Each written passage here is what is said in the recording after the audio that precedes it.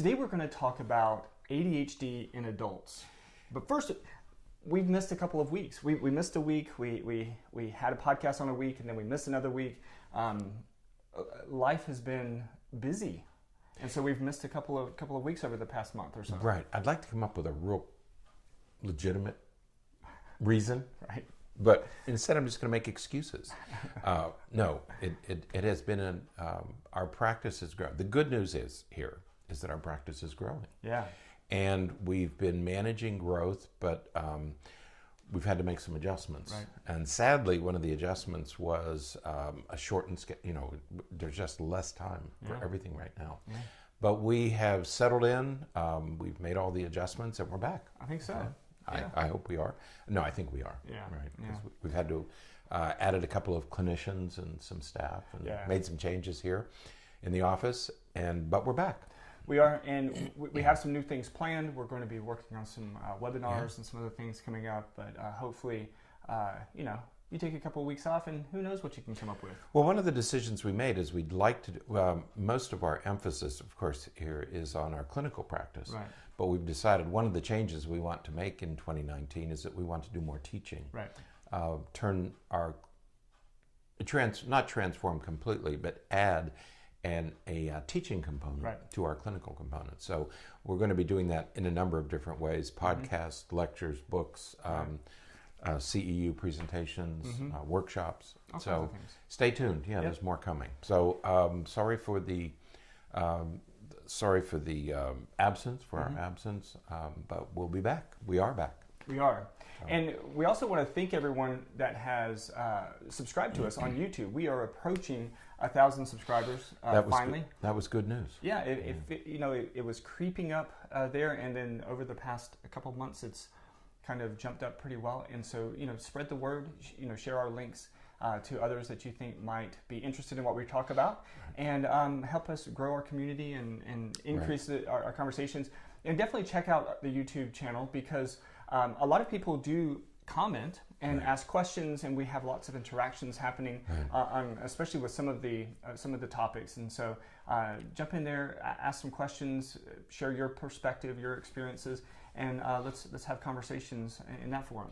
Right, and thank you for your comments. Yeah, they're really helpful. I mean, when you comment, negative or positive, please feel free. Your comments really help us to fine-tune and refine the program. So thank you for those of you who comment. Absolutely. So again, today we're going to talk about adult ADHD. And so there's a number of things that we need to talk about with it, because there's some misconceptions, misperceptions, and we just want to make sure that you understand what's happening with adult ADHD, and as far as treatment and the approach to diagnosis and all that, how that goes. We've been commenting for years, you and I have been, that certainly the last word has been said on ADHD. We keep thinking that the last word has been, and yet every day there's something new about ADHD. And we often forget that for many people, this is a new diagnosis. It's the first time they've ever heard about it, particularly adults, because when we were growing up, you didn't hear about ADHD as much. There were kids who were high-spirited, they had spunk, they were a little impulsive, but you didn't pathologize it. You didn't talk about ADHD. It was just some kids were more active than others. So we tend to think that, well, certainly everything that anybody wants to say about it. I mean, there are thousands, and there must be tens of thousands of articles now, articles and books about ADHD. But we forget that it's new for some people. And one of the things that is new is that for all of those people who were not diagnosed as youngsters, they're suddenly discovering as adults that they're beginning to experience some odd symptoms that they can't quite explain. Absolutely. And so all of these children all of those individuals who are not diagnosed as children suddenly enter adulthood, because about 60% of youngsters with ADHD will continue to show symptoms into adulthood. There was a time, a couple decades ago, that we used to think that children outgrew ADHD. Yeah, by adolescence or so, ADHD would disappear. Right, which isn't the case, okay? Well, it isn't the case for more than half of all individuals who have symptoms as children. And so you carry these symptoms into adulthood, and they reemerge as adult-like problems Right. that many people don't have an explanation for. And so while we tend to think that everybody already knows about ADHD, for many it's really new. And so we want to talk about this whole issue of adult ADHD today. Okay? Yeah, absolutely. And I think there's a number of things within what you were just saying that we need to highlight, and we'll try to get to each of those points as we're going through this podcast. But the first thing I think that we really need to emphasize is that from a diagnostic perspective, from a purely, what does the DSM, Diagnostic and Statistical Manual, what does it tell us about making the diagnosis of ADHD? The first thing that we have to say is that there is no such thing as adult onset ADHD. Right. You can have adult onset of symptoms, but from a purely diagnostic perspective, it can't be ADHD unless symptoms that cause some problems were present before the age of 12. Before age 12, right. And so, and that's new. With the DSM-5, it has to be before the age of 12. And the DSM-4 is before the age of 7. 7, right. So these symptoms had to be present during childhood. And if they weren't present in any way prior to that age, then it's not ADHD technically, and we have to diagnose it as something else. Right. As we make the diagnosis in children, what are the 4 key symptoms? Right. Inattention. Okay, so first of all, you have to have inattention. Right. Second? Hyperactivity. Right. Impulsivity. And disinhibition or lack of the inability to inhibit your impulses, okay? Impulsivity or disinhibition. So you have these 4 key symptoms. The difference in adults is that it presents with many other kinds of symptoms because adults have many more challenges and many more responsibilities. Right. So one of the things to remember is in adults, there's a longer list of possible symptoms. Right. Well, and the issue is exactly what led to us believing that ADHD disappeared in adolescence, and that is that we see these behaviors, the disinhibition and the impulsivity and the hyperactivity and everything in childhood. Right. And as kids reached adolescence, many of those symptoms seem to disappear, but what we find is that they didn't disappear, they just changed form. They had a different focus. Exactly. And so what we would see is instead of impulsivity, where kids are getting up out of their seat and walking around the room, those kids may impulsively change relationships. They may impulsively, act in ways related to academics or some of their thoughts or some of the other behaviors that isn't necessarily so overt in the classroom. That's right. In an elementary school, you see kids falling out of their chairs and falling on the floor and running around the room. Well, you don't see that in middle school because socially it's not acceptable. Right. So, but the impulsivity, the inability to inhibit what you want to do is still there. It just expresses itself in a different way. And as you enter adulthood, there are even more ways to express itself. Right. Okay? And so there are many other kinds of symptoms that you need to be aware of. If you're thinking that you might have ADHD, what are the things to look for? Right. Before we get into those symptoms, though, there's a difference between the sexes. Okay. And one of the things that we've learned in the last decade or so is that we talk about ADHD and ADD.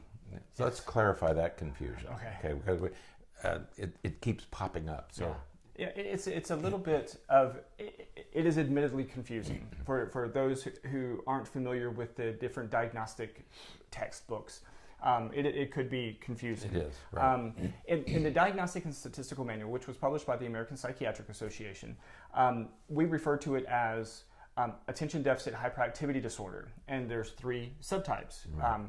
ADHD primarily inattentive type, ADHD primarily or predominantly hyperactive impulsive type, or ADHD combined type, meaning the inattention and hyperactivity, impulsivity.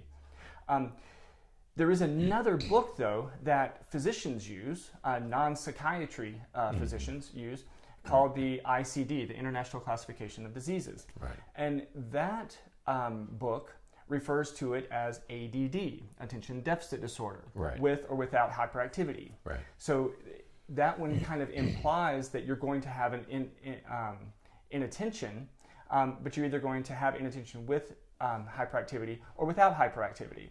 Right. The diagnostic criteria is exactly the same for both. Right. And in fact, the numbers that we use for the numerical system are exactly the same. Mm-hmm. So they are the same thing.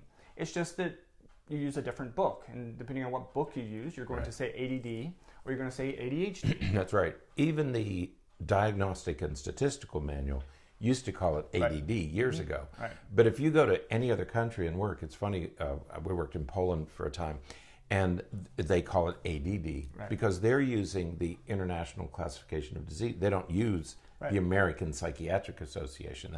That's uniquely American. Right. They use the international classification. They call it ADD. Right. Okay. So, but we typically rely on the Diagnostic and Statistical Manual, and we just refer to it as ADHD. Right. So let's not have that confusion.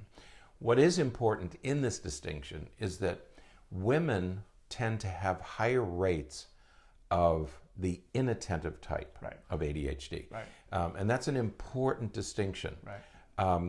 We used to think that there was about a 10-to-1 ratio of boys to girls, 10 boys for every girl. With ADHD. Right. What we've learned is that if you think about the inattentive type of ADHD, the ratio goes to about 4-to-1. Okay, it drops by more than half. Many more women end up with the inattentive type of ADHD, and they suffer in silence. Right. The boys bring themselves to our attention because of their behavior, because of their impulse control and their hyperactivity. Right. Because girls aren't acting out, it's not as obvious, but they're really struggling to stay organized, to complete their schoolwork, to complete tasks, to keep their rooms clean, because they have this inattentive type of ADHD. Right.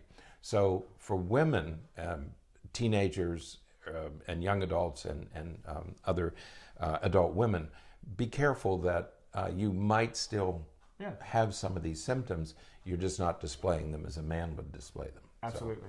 So higher rates of ADD among women. Right, and that is not to say, of course, that women can't have the hyperactive impulsive type and that men can't have the just purely inattentive type, because we see that as well. But yeah, the numbers are much closer than we thought as far as the prevalence in between males and females.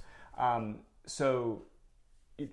have to keep that in mind. And the other problem with that, and the reason we want to emphasize it, is because women tend to have higher rates, if they have ADHD, tend to have higher rates of depression and anxiety. So that's why it's important, because you may have these comorbid conditions that are hiding behind or within a diagnosis of ADHD. So if you're a woman, pay particular attention to these symptoms. Right. Okay.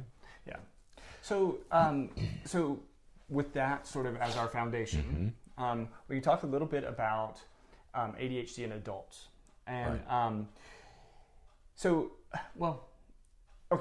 many times there are many people who are not diagnosed with ADHD until adulthood, and there's a number of reasons that can happen, especially, and we really need to emphasize it after just saying that there is no such thing as adult onset ADHD. Right. How is it that a person with ADHD, an adult, can be diagnosed with ADHD for the first time? Well, there's a number of theories or ideas about how and why that happens. One is that, of course, when you go through grade school and secondary school, so elementary, middle, and high school, there are a lot of people with ADHD who are really bright, let's say, and they have compensatory skills that are good enough to be able to overcome whatever their inattentive behaviors are. So they sort of absorb enough in the classroom, even if they're not really paying attention fully.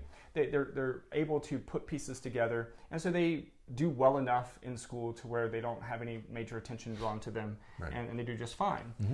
But then they get to college or even grad school, and then the demands that are placed upon them are just so great that their compensatory skills aren't adequate, and so they're not able to keep up with the work, or they're not able to sort of compensate again for that, for their lack of attention, and so they start falling behind, and all of a sudden they're experiencing something that they've never experienced before, because they can't remember, they can't learn with the ease that they did in middle and high school. And that's true for not only academic work, but two things happen.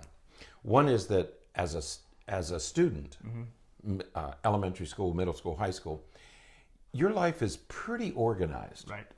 You go to you start class at this time, you stay in class for this long, you get dismissed at this time, you have 180 days of school. Your parents are on top of you to, yeah.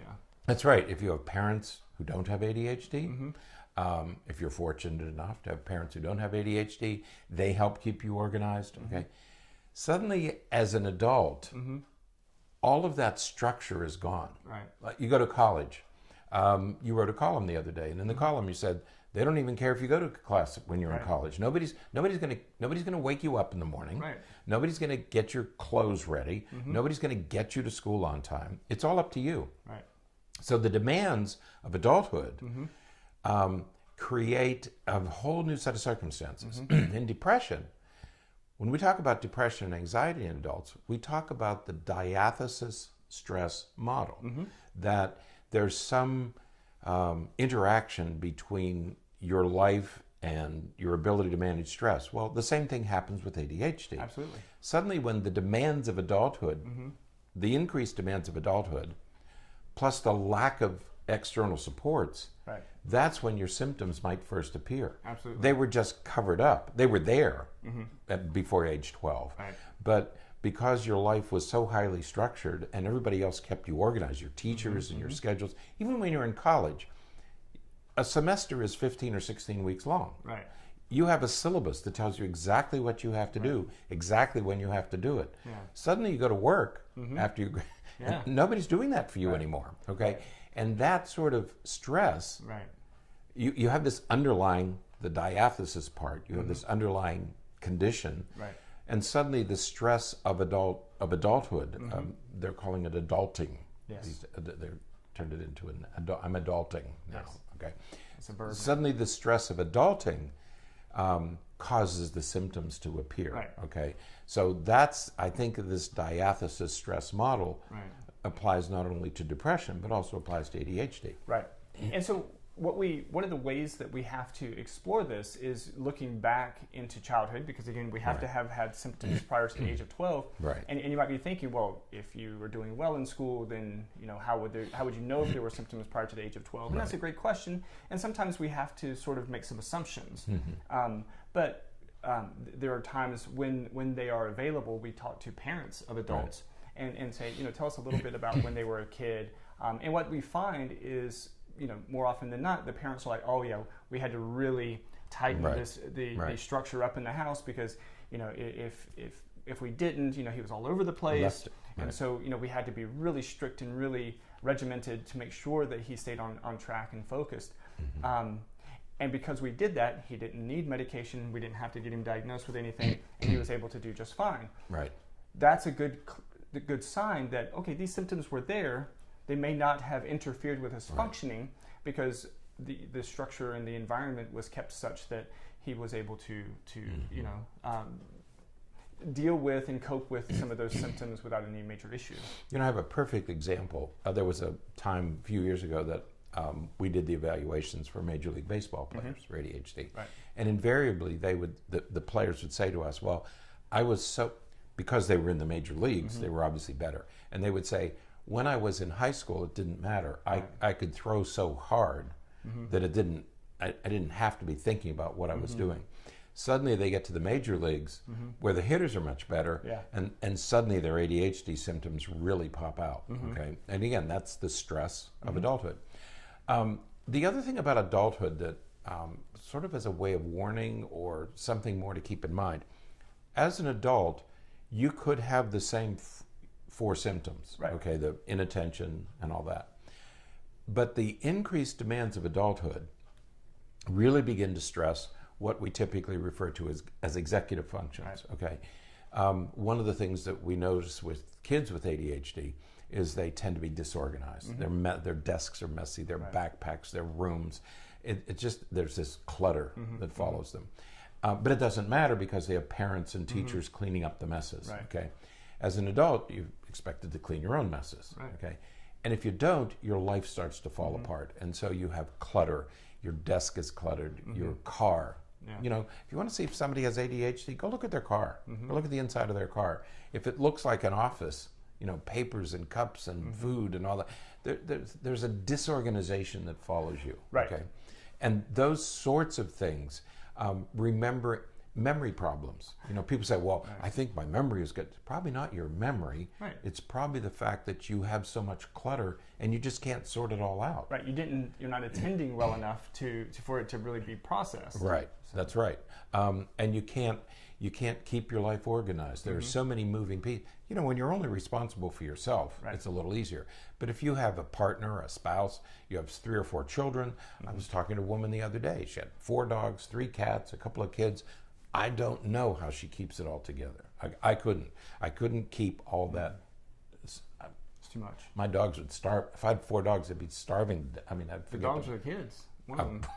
Maybe the kids. But somebody would pay the price for my ADHD. Right. So, but as an adult, you have many more things to keep organized, and it has a tendency to fall apart. And that's when we think about those 4 symptom clusters, that would fall within the inattentive. That's the inattentive part because so you're not necessarily attending to all the details. You're poorly organized, and poor organization really is just an issue with attention to details. Right.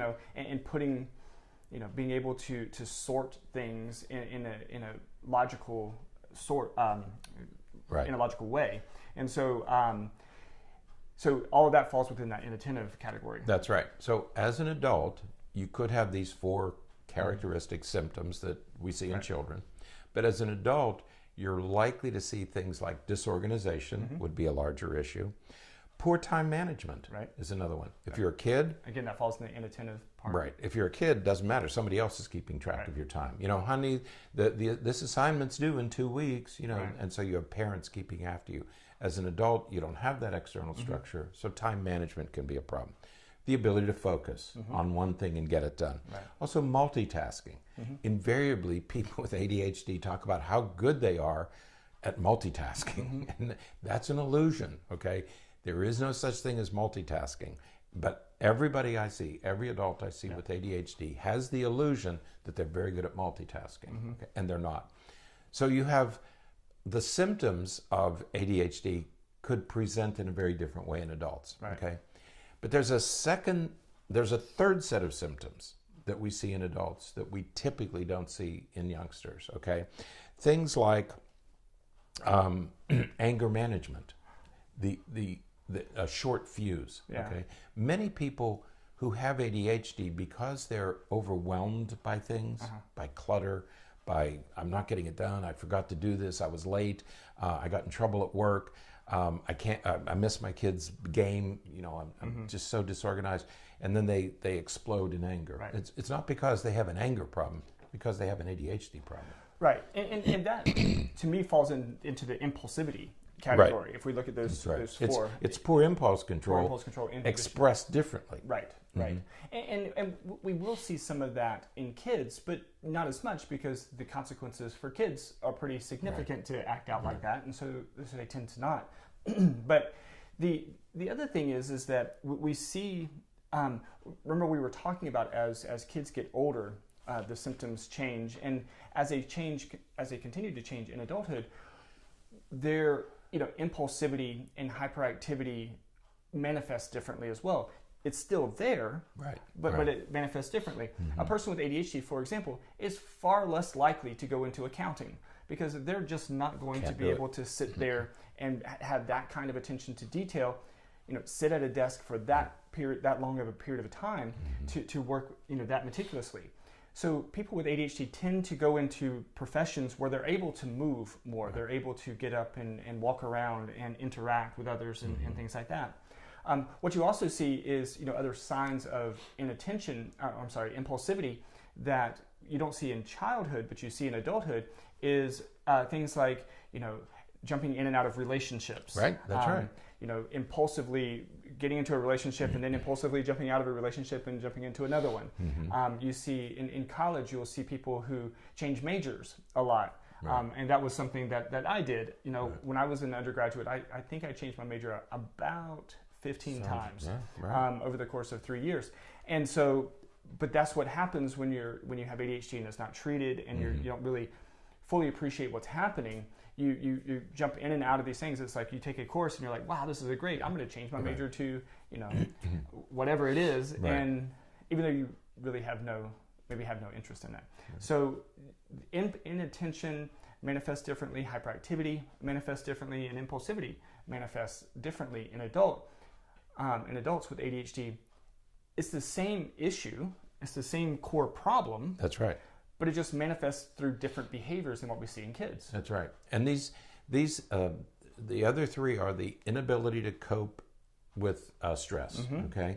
Yeah. Low frustration tolerance, and a hot temper, okay? Those three things are associated with adult ADHD. And the important thing about these symptoms, ADHD has a much higher prevalence rate than most other mental disorders for children and adults. And as an adult, you may take all these symptoms, disorganization, memory problems, low frustration tolerance, a hot temper, anger problems. You may start thinking, well, maybe I have bipolar disorder. Maybe I have this disorder. Chances are, statistically, you're more likely to have ADHD. Right. Okay. So before you go into these other less prevalent disorders that are far more difficult to manage, talk to your primary care provider and ask that person to at least consider the possibility that all of these symptoms that you're experiencing are not really memory disorders. They're not personality disorders. They're not mood disorders, but they're just symptoms, adult symptoms of ADHD. Yeah, okay? Absolutely. And when you go to your physician, that person is going to talk to you about the number of symptoms you have, the severity of your symptoms, but also the impact that they're having. Right. Is it worth worrying about? In many cases, it's not really worth worrying about, or there's an easy fix that you can work through without medication or without a lot of amount of getting somebody to help you stay organized. Right. Yeah. Treatment for ADHD in adults really isn't all that different. It's not that different than childhood. Right. The stimulant medications are still the primary tool for treating from a medical perspective. The stimulants like Ritalin and Adderall and the methylphenidate family and the amphetamine-based family. There are some non-stimulants and a few more non-stimulants that are on their way to be released that can be effective for some people in managing their symptoms. But there are a lot of just lifestyle things, working to relieve stress, getting yourself on a good structure and organized routine. What do we always say about children? Make sure they're sleeping adequately. Right. If you have sleep deprivation, all the symptoms are going to be exaggerated. If you're not eating properly, if you're not exercising, all of the things that we say for children also apply to adults. Yeah. So the treatment is essentially the same. Yeah. Okay. Yeah. But don't suffer through these things. I mean, we know how to deal. I mean, we know today how to deal with ADHD in both children and adults. Yeah. But don't overlook the possibility that some of the struggles you're having in holding your life together and keeping relationships together, keeping your house, keeping your car, keeping your life organized at work and at home could be due to ADHD that just went undiagnosed. Absolutely. Absolutely. So again, if you have any questions or any concerns about it, make sure you see your most primary care physicians are pretty familiar with it, but if not, see a mental health professional and they'll be able to help you with that. Right. So, all right. Well, that then is it for today. Until next time, stay happy, stay healthy, and forget to be afraid.